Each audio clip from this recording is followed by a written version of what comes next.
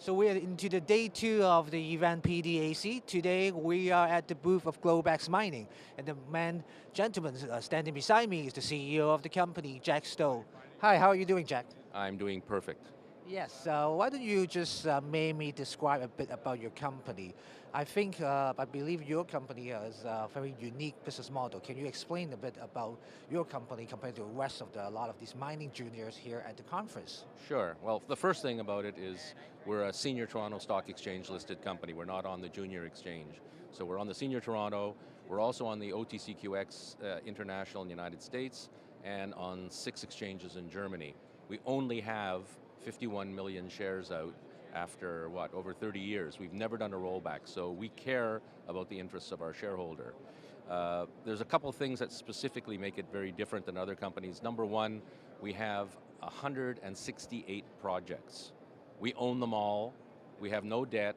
We have money in the bank. We have about $4.5 million in the bank. We also have revenue. Last year we had revenue of $3 million. The year before, $4 million. We'll see what this year brings. So we don't have to go back to the market all the time and keep diluting the shareholders, which is a lot of junior companies do. Our model is to acquire assets cheaply, which we specialize in identifying, putting in physical and intellectual input into raising the value of the asset, and then finding another company that will pay us to try to earn an interest in the project. And then from the revenue of those option deals with other companies and the royalties that we get if they go into production, for example, we have at current price of zinc, $2 million a year coming in from a zinc royalty in the US, we finance the company and therefore don't have to dilute the shareholders all the time. Very interesting model. Do you have any kind of what we call jurisdiction or geographical focus in your company in terms of looking for these projects? Yes, we only work in democracies and we only work in places of rule of law. And that means we work in Canada, the United States. Yes. So most of our projects are in Eastern Canada, the bulk of them in Quebec. We have 3 projects in the United States, one in Washington State, which is an exploration project for platinum, palladium, gold, and silver. We have a gold-silver deposit in Nevada, which is under option to a company called Eros, which want to put it into production. All the metallurgical work has been done, the drilling has been done. And then we have the royalty in Tennessee on the Near Star mine, Mid-Tennessee mine, which provides us with zinc revenue every year. We've gone outside of North America on one project. The only place that we felt really comfortable to date, there may be other ones, is in Saxony, Germany. And they're pro-mining, and we picked up 164 square kilometers of ground for silver. There's also zinc and lead, but silver principally. There's been a pick and shovel mining on this property for 750 years. We've calculated over $500 million in silver. So currently, we're doing some airborne geophysics, ground geophysics, IP, and so on, and eventually we're going to try to do a deal with someone. If not, we'll go and drill it ourselves. Okay. So you have so many different projects around in your company. Maybe do you want to pick 1 or 2 that the investors should pay attention to, how they are developing? Well, one of the ones that we're starting to drill today, well actually the drill is moving in tomorrow, is a property called Francoeur Ironfield. That's in Quebec, north of Rouyn-Noranda, and there's been 6 former gold producers on the property. They've all been along a particular horizon. They had a certain marker, and we've decided, okay, we're going to look below that marker horizon. And in 2 exploration efforts, we've come up with 2 different areas of good, high-grade, nice widths of gold. We've done stripping, we've done channel sampling. We're getting 7 meters of 9.5 grams on surface in channel sampling.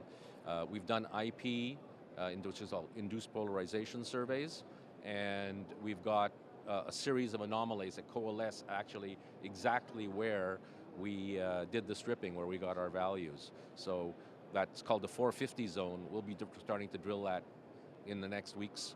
And there was also another zone called the South Zone, which was actually only 50 meters south of the area where people stopped doing exploration, and we found gold on surface. We did stripping, we did channel sampling there too, and we've done, I think it was 8 drill holes, and almost every hole hit. And now we've done an IP on that also, and it shows a beautiful IP anomaly, and it continues, so we have to extend the survey. So lots and lots of work, lots of potential. Infrastructure, we have office buildings on the property, head frames, we even have the hoist. We even have the pumps to pump out the mine. It's an amazing asset. Exciting. So, in summary, why should investors now consider investing into Globex, even though maybe talk about just your model, project generator? There's still a lot of companies out there doing it. Why they should consider investing in Globex among others? Okay, I think that the difference between us, there's a whole bunch of difference, but the thing is we have a lot of unrealized asset value appreciation potential. 50 of our projects have historical or NAI500 resources on them. 40 of them have prior mining operations on them. There's a saying in the mining industry, the best place to find a new mine is where the old mine is. That means because the systems that produce the mines, the fluids that carry gold or base metals, whatever, are percolating in that area. We focused on places where there is historical production, NAI500 resources or historical resources, and good geology. Like every single one of our properties has either surface showings, drill holes with values, partially developed zones, historical mines. It's all advanced projects. We don't do grassroots. The other thing about us, no debt. We own everything. We don't owe a penny to anybody. So not only do we not owe a penny to anybody, we also generate revenue, and other people take the risk. We have properties that we've optioned off several times. We just have one, probably shouldn't do this on camera, but this is from our Montalembert property, and that sample you're looking at is 3,310 grams on surface, right? The company we optioned it to them, we told them you should be doing a bulk sample. They didn't do it. They spent $3 million on exploration. They paid us significant cash, share position, and didn't carry through. So now we've taken it back. We've got the advantage of the $3 million that they spent, we didn't spend, and either we can go forward and do the bulk sample, or we can show all that information to other people, like the guy who was here when you were waiting to talk to me, who are interested in acquiring assets with good silver values, and they take on the risk. Very interesting, very exciting times for Globex this year. Indeed. So thank you, Jack, for sharing with us today. Thank you for your time. Thank you very much. Thank you. Take care.